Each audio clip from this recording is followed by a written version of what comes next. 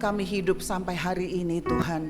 Karena salib-Mu kami boleh diselamatkan. Karena salib-Mu kami boleh hidup di dalam kemenangan Allah. Kami bersyukur untuk pengorbanan Kristus di atas kayu salib. Kami mengucap syukur untuk penebusan tidak bersyarat yang Tuhan berikan buat setiap kami. Penebusan yang begitu beranugerah. Sehingga kami yang harusnya dibinasakan, kami memperoleh hidup yang kekal karena salib Kristus. Terima kasih Tuhan, terima kasih. Biar pada pagi ini Tuhan juga terus melawat hidup kami. Biar firman-Mu mengajarkan kami. Supaya berita tentang kematian dan kebangkitan Kristus itu juga boleh menjadi kehidupan buat setiap kami. Sehingga dimanapun kami berada, berita salib Kristus boleh dinyatakan. Karena itu Tuhan, kami membutuhkan kebenaran firman-Mu. Berbicara kepada setiap kami anak-anak-Mu. Urapi hamba-Mu Tuhan, Kau yang mengampuni dan memakai hamba-Mu yang tidak ada artinya apa-apa ini untuk menjadi alat berkat-Mu. Dan sampaikan apa yang ada di dalam hati-Mu. Terima kasih Tuhan Yesus, berbicaralah. Di dalam nama-Mu yang kudus kami sudah berdoa. Haleluya, amin. Amin, puji Tuhan. Silakan duduk saudaraku. Shalom. Selamat pagi menjelang siang jemaat yang dikasihi oleh Tuhan. Puji Tuhan, hari ini kita ketemu bersama-sama, kita kembali memuji Tuhan, kita kembali mendengar firman Tuhan. Nah, pagi ini kita mau belajar sama-sama satu tema tentang bagaimana memahami Tuhan. Nah, Bapak Ibu yang dikasihi oleh Tuhan Yesus, ada banyak kekecewaan terjadi dalam hidup manusia hanya karena manusia kurang atau seringkali nggak mau memahami Allah. Satu hari ada seorang anak muda, dia mau berangkat pulang kampung saudaraku. Jadi dia berangkat pulang kampung, dia naik kereta api dari Gambir. Nah, naik kereta api dari Gambir, ternyata jalan ke Gambir hari itu tuh macet banget. Kalau Bapak Ibu tahu tuh kan Gambir semua kan lagi pada diperbaiki ya kan, itu macet banget. Itu dari dulu tuh memang Gambir tuh biangnya macet. Udah spare waktu tetap macet, aduh rasanya tuh udah deg-degan, udah keringetan ya. Akhirnya udah mau nyampe mepet banget, dia lari masuk ke stasiun. Begitu sampai ke stasiun, ternyata kereta tinggal buntutnya doang Bapak Ibu. Udah ketinggalan kereta, dia bilang aduh nasib gua kok kayaknya jelek amat ya ini Ari ya. Terpaksa beli tiket lagi. Duit pas-pasan. Beli tiket lagi. Ya udah mau nggak mau cari. Nih mana yang paling cepat, yang bisa cepat sampai pulang ke kampungnya dia, dapatlah kereta. Gitu sampai dapat kereta saudaraku, dia duduk di kereta, dapat nomor, dia duduk, ternyata sebelahnya dia itu cewek cakep saudara. Kenalan lah sama nih perempuan cantik ya kan ya, sekarang jadian saudaraku ya. Jadi hari ini kita mau belajar begini, kita sering kali menilai kehidupan kita dengan apa yang ada di depan mata, sehingga pada waktu kondisi situasi gak seperti apa yang kita mau, kita gampang sekali nyalahin Tuhan, nyalahin keadaan, dan kita berpikir seolah-olah nasib kita tuh buruk amat. Padahal sesungguhnya waktu kita belajar memahami Tuhan, maka kita akan melihat nanti di belakang ternyata sesuatu yang indah sedang Tuhan rancangkan di depan. Karena itu ada dua ayat yang akan menjadi pembahasan kita pada hari ini. Yang pertama terambil daripada Yeremia 29 ayat yang ke-11. Firman Tuhan yang berkata, sebab aku ini mengetahui rancangan-rancangan apa yang ada mengenai kamu, demikianlah firman Tuhan. Yaitu rancangan damai sejahtera dan bukan rancangan kecelakaan, untuk memberikan kepadamu hari depan yang penuh pengharapan. Ini janji Tuhan bagi kita. Dan yang kedua di dalam Roma pasal 8 ayat yang ke-28. Firman Tuhan yang berkata, kita tahu sekarang bahwa Allah turut bekerja dalam segala sesuatu untuk mendatangkan kebaikan. Bagi siapa? Bagi mereka yang mengasihi Dia. Yaitu bagi mereka yang terpanggil sesuai dengan rencananya Allah. Nah Bapak Ibu, berdasarkan dua ayat ini kita mau belajar dalam hidup ini mengerti bahwa yang pertama, bahwa kalau kita mengetahui Tuhan punya rencana buat kita, kalau kita mengerti bahwa semua yang terjadi dirancangkan Allah untuk mendatangkan kebaikan bagi kita, maka kita yang pertama dimampukan untuk bisa berespon benar terhadap setiap masalah yang datang. Kenapa kita harus berespon benar pada waktu masalah datang? Sebab ada banyak kali kehancuran terjadi sebab karena respon yang salah. Bukan masalah yang hancurin kita, tapi respon kita terhadap masalah itu yang membuat bahaya. Beberapa bulan yang lalu heboh di Jakarta tentang satu keluarga yang bunuh diri. Betul Bapak Ibu ya, suami istri dengan 2 anak, masih kecil anak-anaknya. Dan saya ngerti kenapa, saya pertama kali mikir gini, itu anak-anak gimana bicaranya bisa lompat, kok mau-maunya. Ternyata bapaknya ngikat tangannya sama yang perempuan, sama yang laki-laki ya, Pak, sama yang perempuan ya, pokoknya masing-masing diikat tangannya berduaan, saudaraku ya. Jadi emak ikat tangan satu, bapak ikat tangan satu. Jadi waktu lompat ya mau nggak mau karena diikat tangannya, tuh anak ikut lompat. Dalam hati saya cuma mikir begini, gimana perasaan anak itu? Masih punya masa depan loh. Bener bapaknya yang salah. Katanya bapaknya tuh punya utang banyak, salah bisnis, kemudian ikut Bitcoin dan kawan-kawan, kemudian ikut segala macam, nggak bisa bayar. Betul, masalah itu banyak, tapi bukankah anak-anak punya masa depan? Betul? Bukankah harusnya anak-anak gak perlu mati bareng mereka? Betul apa enggak? Seandainya mereka putus asa dah, seandainya mereka bilang udahlah pokoknya mendingan mati aja, tapi kan anak-anak harusnya gak usah jadi korban. Betul gak Bapak Ibu? Dan anak-anak itu gak salah. Jadi kita lihat hari ini ternyata bukankah banyak orang juga yang punya masalah yang seperti itu, bangkrut, gak punya duit, utang banyak, tapi mereka survive tuh. Sementara ini mereka bunuh diri. Jadi kita belajar tuh lihat bahwa respon inilah yang berbahaya. Makanya pada pagi ini kita mau belajar untuk melihat setiap kejadian yang terjadi di dalam kehidupan kita, percayalah Bapak Ibu, Allah sedang merancangkan sesuatu yang indah. Dan itu yang ditangkap sama Daud. Satu kali Daud disuruh sama bapaknya pergi ke medan perang.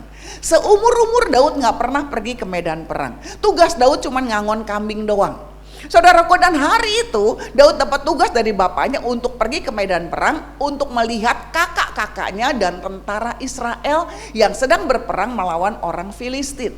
Dan Daud berangkat ke medan perang dengan hati yang senang. Kenapa? Dia belum pernah lihat pertempuran yang sesungguhnya. Tapi waktu sampai di sana, apa yang terjadi itu di luar gambarannya Daud. Sebab waktu Daud lihat ke sana, ternyata orang Israel dengan orang Filistin cuman lihat-lihatan doang. Betul apa enggak? Karena kita katakan mereka ada sisi sini, orang Filistin di sisi itu, kemudian ada seorang yang bernama Goliat yang maju ke depan dan bilang gini, ayo nggak usah keroyokan dah, 1 lawan 1. Betul nggak Bapak Ibu? Dan Alkitab katakan di dalam 1 Samuel 17, bahkan Saul pun yang jadi raja itu sembunyi waktu lihat Goliat. Kemudian Daud yang imut-imut ini bilang begini, siapa sih itu orang yang tidak bersunat? Kenapa dia bisa menghina barisan daripada Allah yang hidup? Kenapa mesti takut? Itu kata Daud. Dan waktu suara itu terdengar, Saul tuh udah putus asa Bapak Ibu. Makanya suara anak kecil dia dengerin. Betul apa enggak? Dia panggil Daud. Dia bilang gini, kamu memang ngomong apa? Daud bilang apa? Nggak usah takut raja, aku akan menghadapi. Kemudian Daud katakan apa?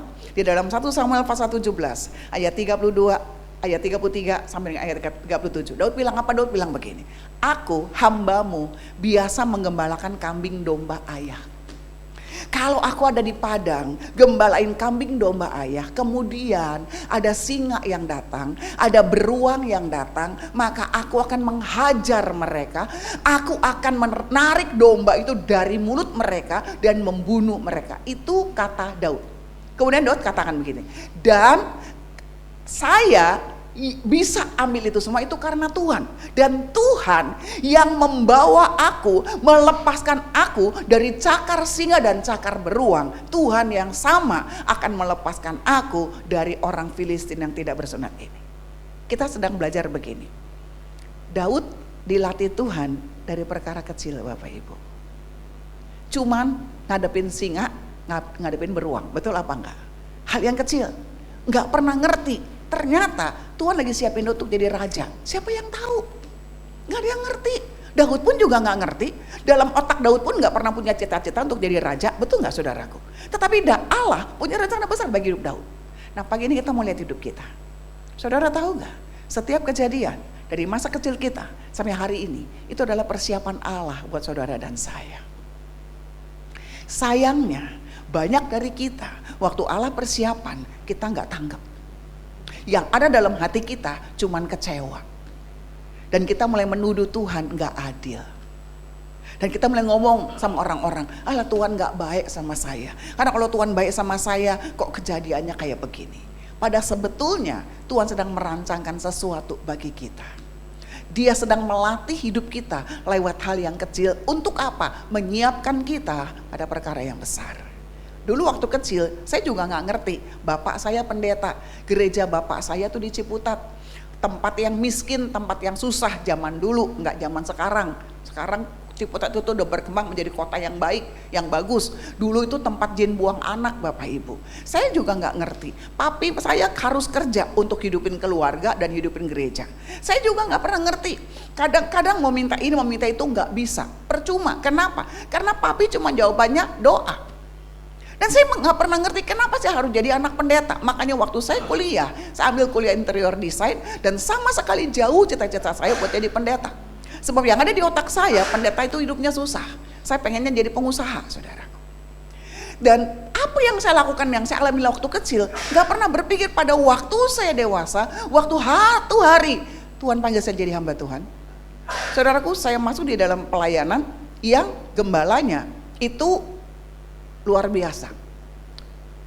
Luar biasa memperhatikan full timernya. Pergi pelayanan, keluar, kemana-mana diutus, pulang ke rumah, kan pelayanan dikasih berkat, ya kan, kasih amplop, setor ke gereja, sementara kita pelayan Tuhan, hidup, itu namanya iman. Dia ingat dia kasih ongkos, dia kagak ingat kita kagak dapat ongkos. Nah Bapak Ibu, tapi itu latihan dari kecil. Biasa untuk apa? Doa. Ada apa-apa doa, betul apa enggak? Sehingga pada waktu besar ngadepin hal seperti itu bukan suatu hal yang tanda kutip mengejutkan lagi. Kenapa? Udah latihan dari dulu. Nah pagi ini kita mau belajar begini. Kalau aja kita bisa menangkap rencana Allah, buat Tuhan punya rencana baik buat kita. Kalau aja kita bisa menangkap rencana Tuhan dan berkata, Tuhan aku percaya Allah sedang merancangkan yang terbaik bagi hidup saya. Maka kita bisa jalani hidup dan kita bisa menangkap apa yang sedang Tuhan latih dalam diri kita Bapak Ibu. Tuhan gak pernah salah ngasih kita laki model begini, gak pernah salah. Tuhan juga gak pernah ketukar kasih kita bini yang modelnya begini, amin. Tuhan juga gak pernah salah ngasih kita mertua yang modelnya begini, betul gak Bapak Ibu? Gak pernah salah. Kenapa? Karena lewat apa yang kita alami dari kecil, itu merupakan latihan bagi kita untuk kita menghadapi hal-hal yang besar. Sebab pada waktu kita menghadapi perkara-perkara yang sesungguhnya, maka firman Tuhan berkata apa? Segala perkara dapat kutanggung di dalam Dia yang memberi kekuatan kepadaku. Betul apa enggak?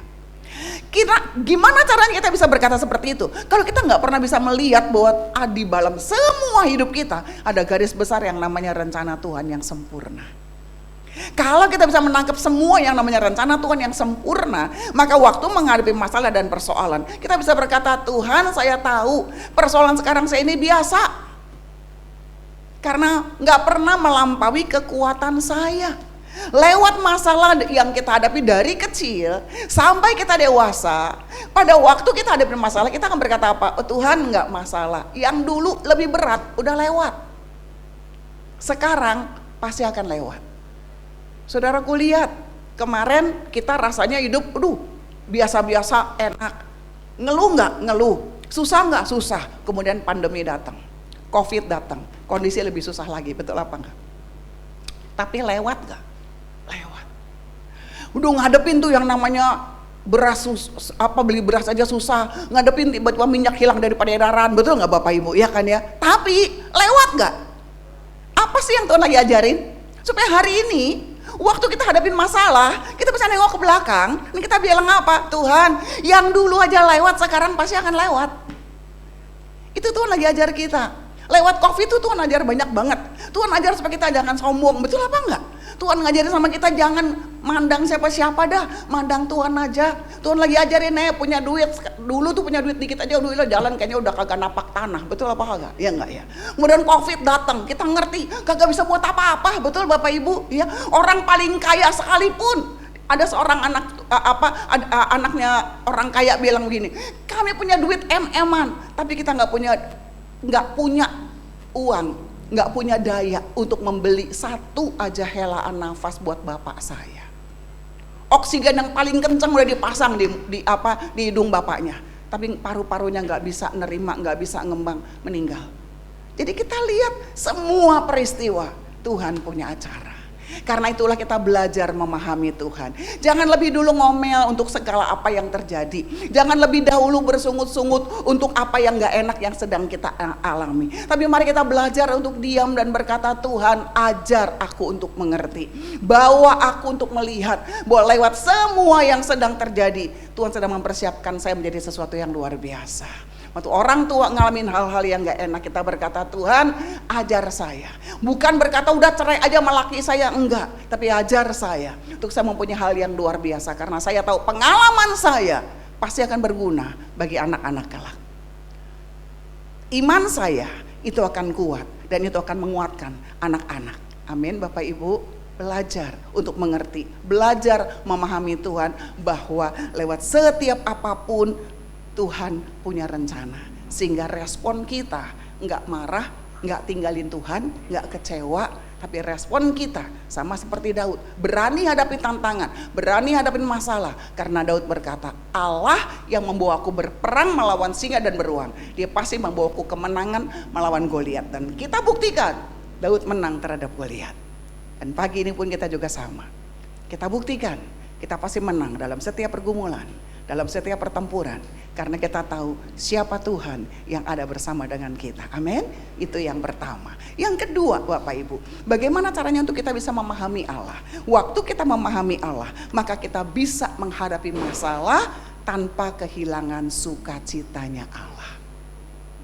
Biasanya orang tuh sukacita kalau lagi diberkati doang. Iya apa iya? Tetapi kita mau belajar, waktu kita mengenal siapa Allah kita, kita akan dimampukan untuk bisa menghadapi masalah walaupun berat, tapi gak kehilangan sukacita. Coba lihat Paulus. Kisah pasal yang ke-16 berkata di dalam ayat yang ke-24 dan 25. Kisah 16 ayat 24 dan 25. Firman Tuhan katakan begini. Sesuai dengan perintah itu, kepala penjara memasukkan mereka ke ruang penjara yang paling tengah dan membelenggu kaki mereka dalam pasungan yang kuat. Ayat 25. Tetapi kira-kira tengah malam, apa yang dilakukan? Paulus dan Silas berdoa dan menyanyikan puji-pujian kepada Allah, dan orang-orang hukuman lain mendengarkan mereka. Sekarang coba kita lihat Paulus dan Silas. Saudaraku, mereka udah buat baik. Mereka datang ke Filipi itu bukan pilihan mereka. Maksudnya Paulus dan Silas, mereka hanya mau keliling Asia kecil, memberikan kekuatan buat jemaat yang udah ada. Ini saudara mesti ingat dulu peristiwa ini. Kemudian 2 kali Roh Kudus melarang Paulus dan Silas untuk masuk ke Asia kecil. Lewat Bitinia dihalang sama Roh Kudus. Kita nggak ngerti cara Roh Kudus menghalangi karena Alkitab tidak menjelaskan. Alkitab hanya berkata bahwa Roh Allah menghalangi mereka. Jadi mereka nggak jadi itu kedua tempat itu. Kemudian satu hari tiba-tiba Paulus mimpi. Dia dapat penglihatan ada seorang Makedonia datang dalam mimpinya dan berkata begini, mari menyeberanglah kemari. Dan waktu Paulus bangun tidur, dia tahu Allah menyuruh mereka ke Makedonia. Karena itu Paulus langsung cari kendaraan, cari kapal, berangkat ke Makedonia. Dan kota pertama yang disinggahi di Makedonia namanya Filipi. Bapak Ibu, ini adalah kota Eropa pertama yang disinggahi oleh Paulus. Selama ini Injil hanya diberitakan sekitar Asia kecil. Eropa belum dengar Injil. Sampai di Filipi, Paulus ketemu dengan seorang perempuan yang namanya Lydia, penjual kain ungu. Dan Lydia bertobat. Kemudian sepanjang Paulus pelayanan, ini Paulus diikutin sama orang gila. Ya, itu orang gila tuh, perempuan gila ngikutin Paulus itu teriak-teriak. Dia teriak-teriaknya begini, woi, dengerin tuh, ini hamba-hamba Allah. Itu yang dia teriakin. Tapi Paulus merasa terganggu dengan ini perempuan.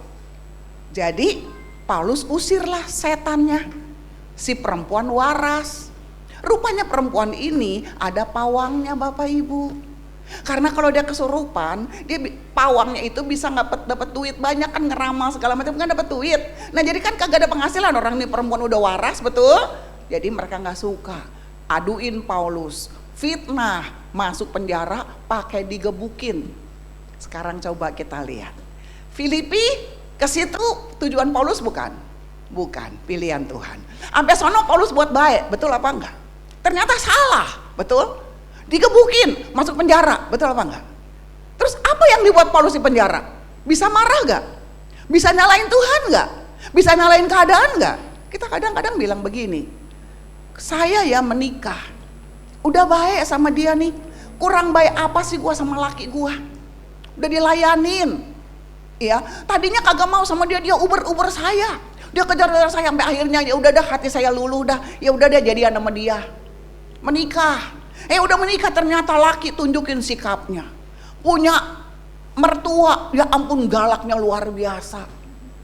Kita ngalamin rasanya teraniaya hidup ini. Terus udah gitu, tinggal di rumah mertua, laki nggak mau pindah.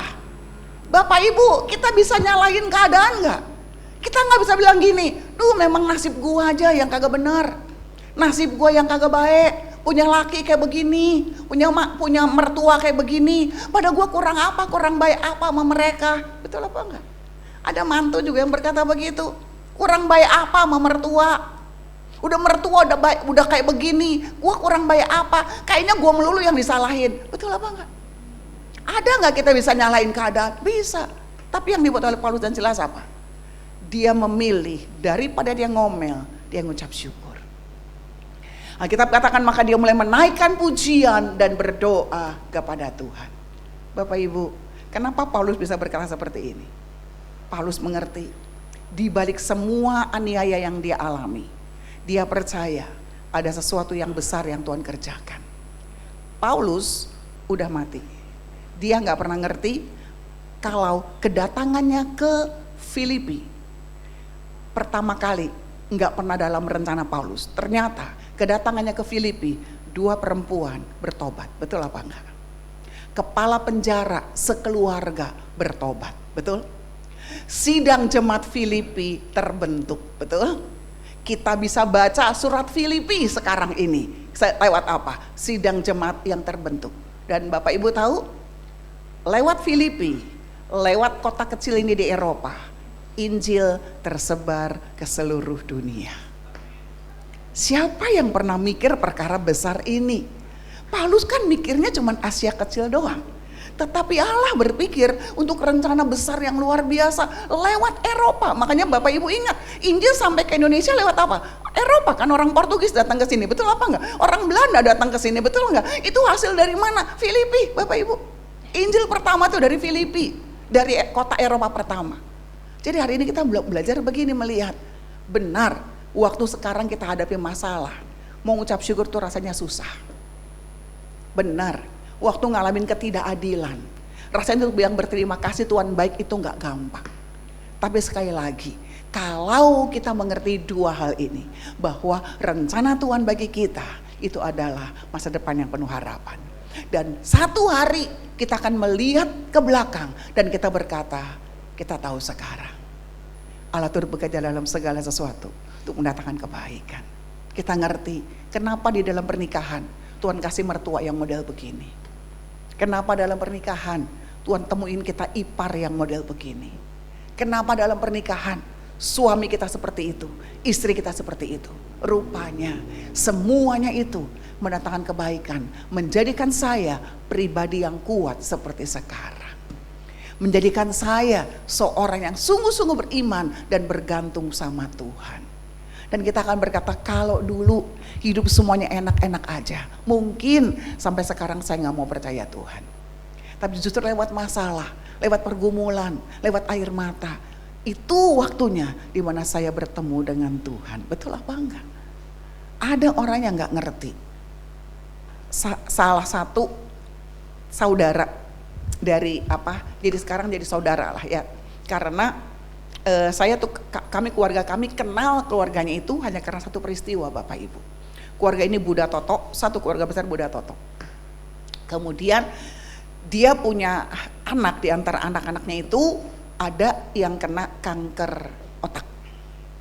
Ya, kena kanker otak, udah berobat kemana-mana, nggak bisa sembuh. Anak pertama laki-laki, bayangin Bapak Ibu, ya itu anak kesayangan banget. Anak pertama laki-laki kena kanker otak.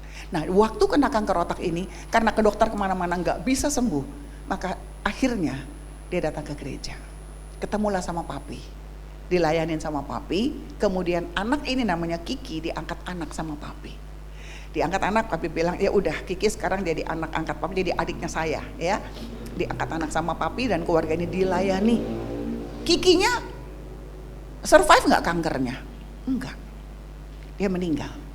Tetapi dengan meninggal anak ini, satu keluarga besar tuh banyak yang dibawa sama Tuhan.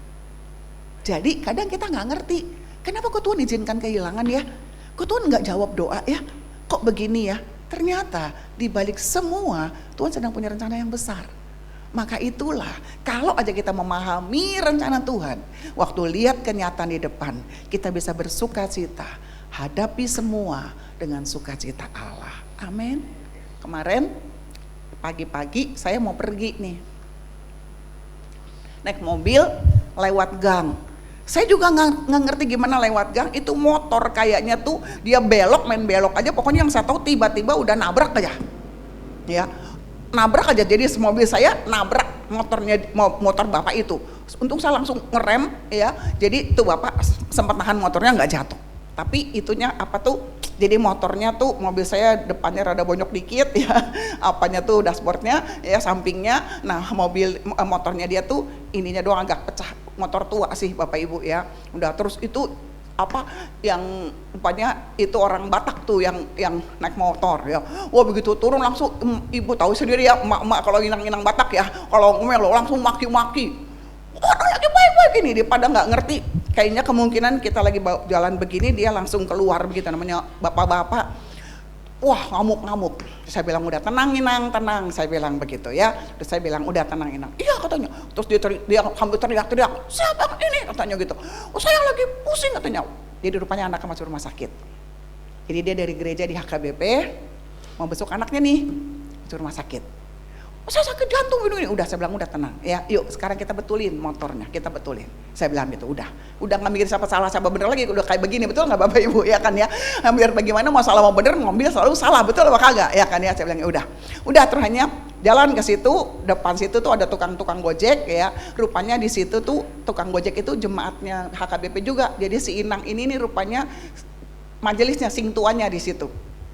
Udah hanya ngobrol sama si tukang ojek dia bilang ya udah nih bikin gini, ini kayaknya agak miring, udahlah betulin paling 500.000 katanya. Terus tukang ojeknya bilang ntar nego aja sama dia katanya, itu jemaat saya tuh jemaatnya di sono juga. Udah saya ketemu sama si Inang, saya bilang udah berapa, dia bilang udah 500 saya kasih, nggak pakai nawar lah, saya pikir udahlah 500. Terus saya bilang, dia akan duduk, iya katanya saya sakit jantung. Saya bilang udah Inang tenang ya. Saya bilang gini, Inang anaknya yang sakit siapa? Dia bilang anak saya udah 2 minggu namanya ini. Terus saya bilang begini, Inang boleh nggak saya berdoa buat anaknya Inang? Boleh kita doa. Di pinggir jalan tuh, saya nggak mau tahu, udah tuh orang-orang pada ngeliatin ya, bodo amat ya. Satu tangan saya doain dan itu sampai hari ini tuh masih jadi beban buat saya. Saya berdoa supaya ada mujizat lah anak itu. Ngerti kenapa dia panik, karena dalam kondisi seperti itu anaknya sakit kayak gimana saya ngerti.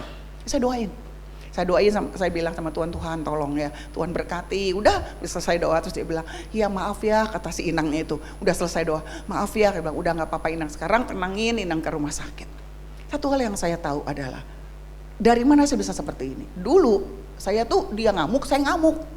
Ngotot-ngototan, lu salah yang mana, betul apa kagak ya kan ya. Tapi apa yang membuat saya akhirnya bisa hadapi itu tanpa kehilangan sukacita? Karena saya belajar tuh melihat nggak ada satupun yang terjadi itu kebetulan. Mungkin Tuhan izinkan itu kejadian supaya apa? Ya saya berdoa buat Inang ini supaya saya jadi berkat bagi dia. Nah mari Bapak Ibu, kita mau belajar. Kalau kita memahami dia, maka hidup akan jauh lebih indah. Dan yang terakhir dan ketiga, waktu kita memahami Tuhan, yang pertama kita belajar tuh punya respon yang benar. Yang kedua, waktu kita belajar memahami Tuhan, kita bisa hadapi masalah tanpa kehilangan sukacita. Dan yang terakhir, yang ketiga, waktu kita memahami Allah, maka kita bisa tetap melangkah dengan penuh kepercayaan pada Tuhan. Gak gampang bagi Abraham. Dia udah menunggu anak 25 tahun. Begitu Ishak lahir, udah mulai dewasa. Dalam hati Abraham udah mulai berpikir tentang pasangan hidup buat Ishak. Udah mau remaja pemuda, betul gak Bapak Ibu? Tapi satu hari tiba-tiba Allah bicara sama Abraham, Abraham, ambil anakmu satu-satunya, anak yang kau kasihi. Itu kata Allah. Berarti Allah tahu banget Abraham sayang banget sama Ishak. Abraham tahu banget ini Ishak itu seperti permata yang berharga bagi Abraham. Dan Allah bilang, ambil anakmu yang tunggal, yang kau kasih satu-satunya. Bukan 5 anaknya Abraham, 1, persembahkan dia di atas gunung yang akan aku perintahkan kepadamu. Dan kita tahu di dalam kitab Kejadian pasal 22, nggak ada keraguan, nggak ada apa. Abraham bawa anaknya ke sana. Untuk apa? Dipersembahkan. Dan di dalam Ibrani pasal yang ke-11, di dalam ayat yang ke-17 sampai dengan ayat yang ke-19, firman Tuhan katakan, karena iman pada waktu Abraham dicobai sama Allah untuk mempersembahkan Ishak, dia menerima janji itu dan rela mempersembahkan anaknya yang tunggal. Nggak ada paksaan, dia rela. Padahal kepadanya telah dikatakan, kepadanya untuk anak ini Tuhan udah bilang, keturunan dia, keturunan daripada Ishak ini akan disebut keturunanmu. Dan Alkitab katakan di dalam ayat 19, karena ia berpikir bahwa Allah berkuasa membangkitkan sekalipun orang itu udah mati. Tadi kita naikkan pujian dan kita bilang gini, suka-sukamu Tuhan. Bapak Ibu nyanyinya enteng banget, betul apa enggak ya? Seneng banget, betul ya? Suka-sukamu Tuhan. Pertanyaannya, benarkah suka-sukamu Tuhan itu cuman di mulut atau di hati? Gimana kalau karena suka-sukamu Tuhan, Tuhan ambil orang yang paling kita sayang? Gimana kalau suka-sukamu Tuhan, Tuhan tutup nih, kita lagi pikir pengen ini nih jalan yang bener nih ya, buat usaha saya, tiba-tiba Tuhan tutup. Itu gak gampang loh Bapak Ibu, betul apa enggak? Perlu yang namanya pengenalan akan Tuhan. Perlu yang namanya percaya penuh sama Tuhan. Sebulan ini saya ikuti tuh perkembangan tentang Melita dan Melisa ya. Bapak Ibu gak ngerti tuh ikutin apa enggak. Ngerti bagaimana beratnya seorang ibu dan ayah. Punya anak kembar 2 dalam waktu 3 tahunan. Dua-duanya dipanggil pulang sama Tuhan. Itu gak gampang. Tapi satu hal yang saya lihat dari ibu ini, waktu upacara penguburan, waktu pujian diangkat, ibu ini nyanyi sambil pukul dadanya, dia nyanyi, dan lagu itu berkata begini, Bapa surgawi ajarku mengenal betapa dalamnya kasih-Mu, Bapa surgawi buatku mengerti. Itu gak gampang. Waktu ibu itu berkata seperti itu, saya tahu ada persembahan korban yang sedang naik ke hadapan Allah. Gak gampang. Pada waktu orang yang kita sayang dipanggil pulang sama Tuhan, kita berkata, Tuhan ajar aku untuk mengerti. Gak gampang. Waktu hidup ini dibelokkan, kita bisa berkata, suka-sukamu Tuhan.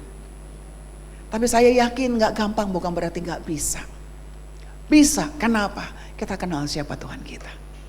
Kita percaya untuk apapun yang terjadi dalam hidup kita, Tuhan punya alasan, Tuhan punya tujuan. Dan waktu kita masuk di dalam tujuan Allah, belajar berserah kepada rencananya Allah, satu hari kita akan berkata, kita tahu sekarang Allah itu bekerja dalam segala sesuatu untuk mendatangkan kebaikan bagi saya, bagi saudara yang mengasihi Dia. Pahami Tuhan, kasih Tuhan. Dia udah datang ke dalam dunia, mati bagi saudara dan saya. Dia serahkan nyawanya untuk menebus dosa saudara dan saya. Gak mungkin Dia yang menyerahkan dirinya bagi kita, gak mungkin menyediakan yang terbaik bagi kita. Kalau Allah memberikan anak satu-satunya bagi saudara dan saya, mati di atas kayu salib hanya untuk menebus saudara dan saya, gak mungkin Dia tidak menyediakan yang terbaik bagi kehidupan kita. Biarlah kuasa salib Kristus, berita tentang pengorbanan Kristus, itu menjadi penghiburan bagi kita, bahwa Dia mengasihi kita. Dan kalau Dia mengasihi kita, pasti rancangannya selalu yang terbaik. Walau kita mungkin hadapi dengan air mata, walau mungkin kita hadapi dengan rasa kehilangan, tetapi penuh keyakinan kita tahu semua pasti akan baik. Amin. Kita berdoa.